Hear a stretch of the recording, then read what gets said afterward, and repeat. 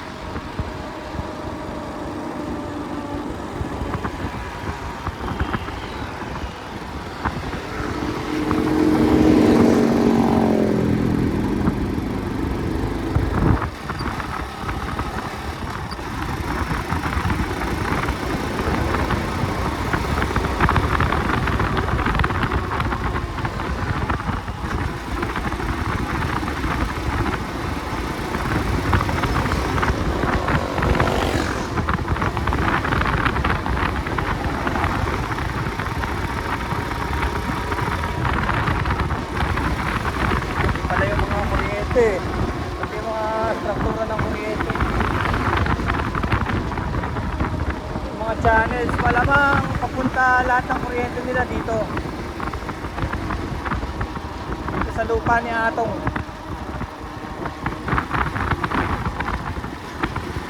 Paano ba?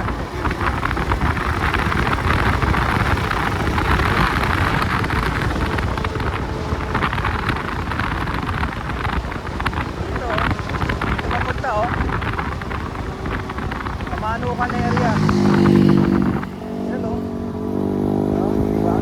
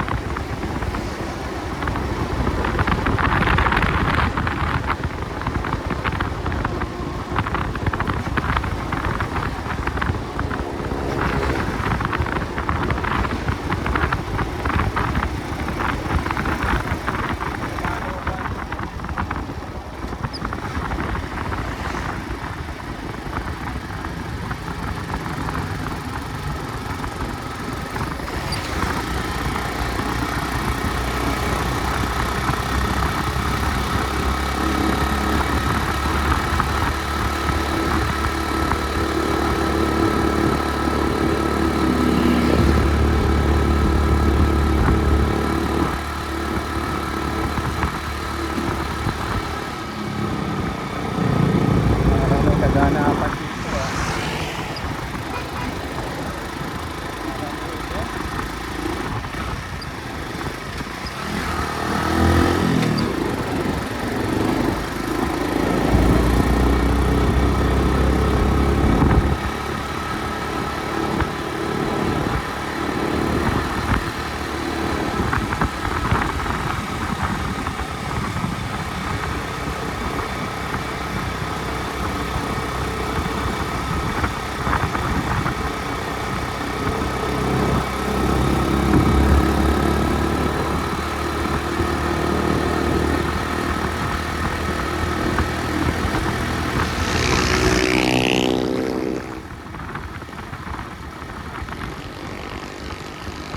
Tagpas nila yung yung mga puno sa gilid ng kalye para makadaan yung yung propeller, yung wind brake. Lalaki kasi ng mga piyesa ng yung wind farm kaya dahil tinatagpas sa puno sa gilid.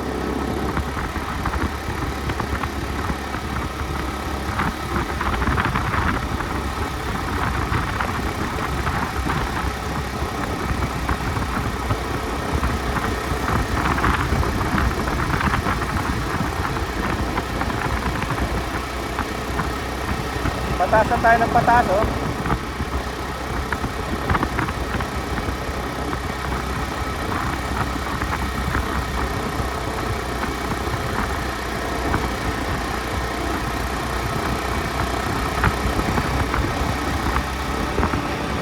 Ito kasing bike na to, nakatono na to para mag-climb. Yun yung ginagawa nito, mag-climb.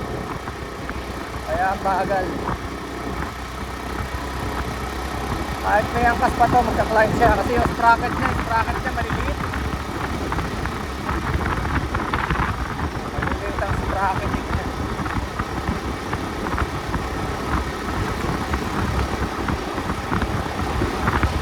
Pagka kasi maliit yung sprocket sa likod, 40 yung ipin. Let's say dapat 44, ginawa mo 38 na ipin, 38 tube. Lalangas yung torque niya, pero patay ang patay ang fourth gear niya. Yung 1, 2, 3 lalakas, pero yung fourth patay. Halos walang ka-power. Pero tingnan mo naman to, third gear umakyat, di ba? Dahil sa sprocketing niya, yung third gear umakyat.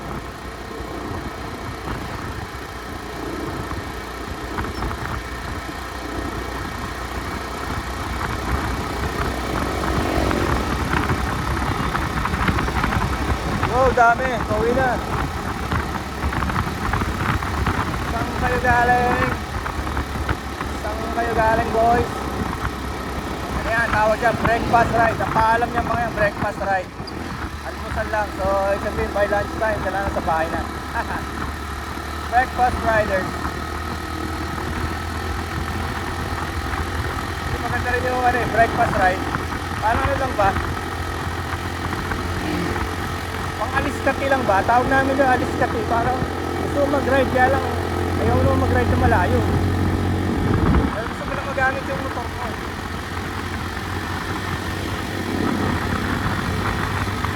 Kasi nakita nyo na epekto, climber to no? Itong CP110 mo, pag hindi makina, pero climber ang torque niya. Kita mo na, overtaken natin yung mga motor. So climber to.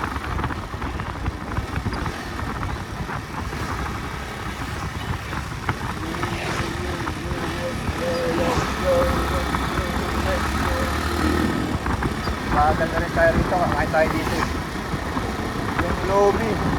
Sarap yung lomi rito lagi natin pinupunta. Mura pa. Ito nga talaga ako, hindi ako nag-breakfast.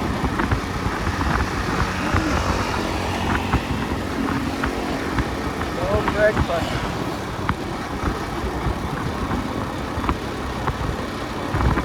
Dalawang wafer sticks kinain ko. You consider that a breakfast. Wafer sticks.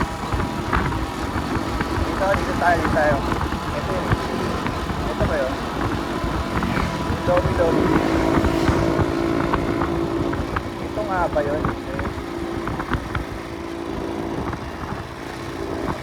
Yes, kape. Yata.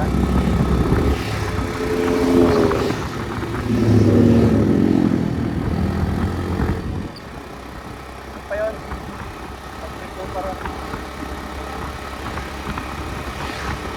Ibang-iba yung chill ride, ibang-iba yung chill riding, Ito talaga ang chill riding. Hindi talaga actually nagkakarera. Hindi talaga nag-ano. Parang ka naghahanap ng barya. Parang naghahanap ng barya sa kalye.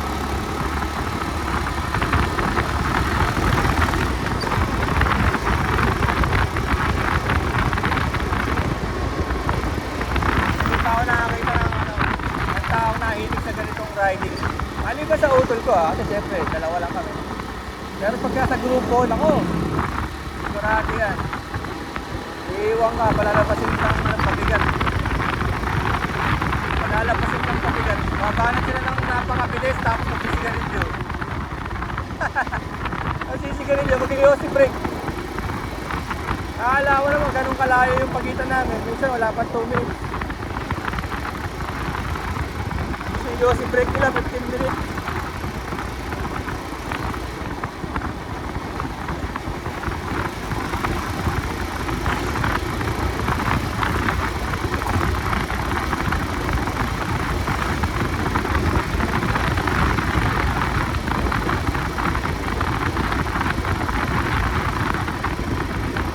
Diba? Ang sarap pa ride lang. Pwede kami mga tao. yata yun.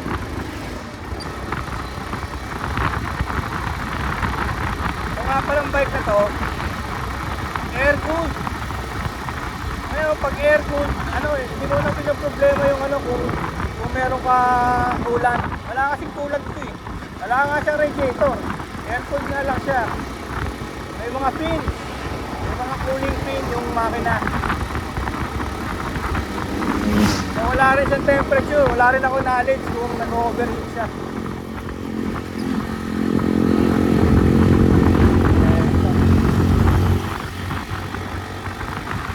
Wala rin ako knowledge kung nag-overheat siya. Wala siyang temperature gauge.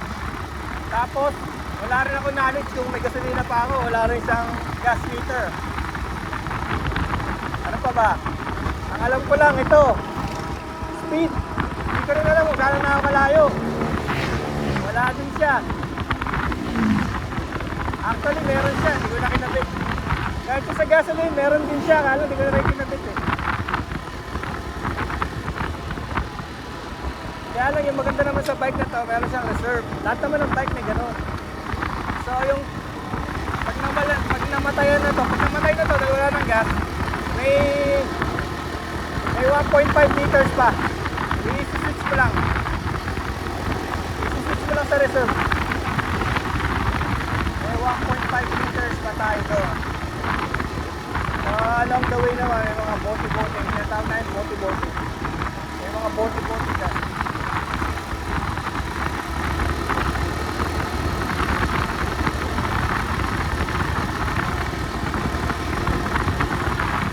Iba dito, kala mo ha. Kala mo bundok to, iba dito. Overpriced. Iba rito mga tindahan dito, overpriced. Magugulat ka, saan ka nakakita mga kape, 250. Mga ganun. Mga hindi naman dapat, no? 200, 150, ganyan.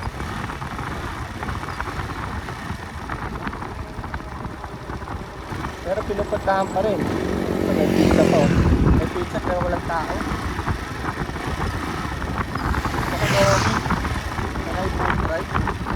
Sanay boat ride.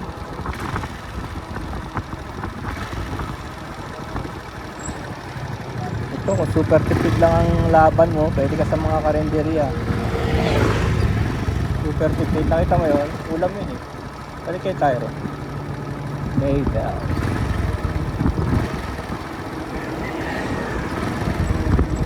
Kasi maganda rin sa karinderya na yun. Hindi na ako mag-aantay ng tao. Pag pumunta ka naman sa mga matataong lugar, ayun, mag-aantay ka.